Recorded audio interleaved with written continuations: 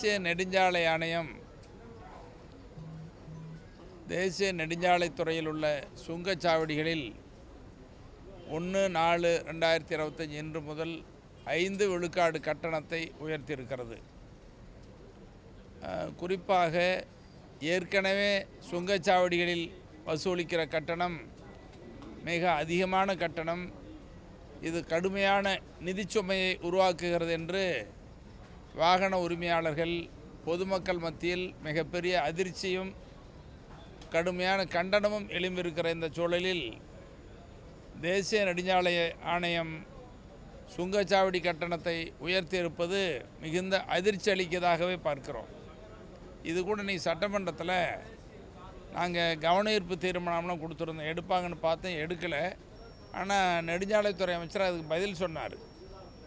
குறிப்பாக 5 விழுக்காடு கட்டணம் என்பது கூடுதல் கட்டணம், ஏற்கனவே அதிகமான கட்டணம். ஆகவே நடுவண் அரசை நாங்கள் வலியுறுத்துவது உயர்த்திய கட்டணத்தை உடனடியாக திரும்ப பெற வேண்டும்.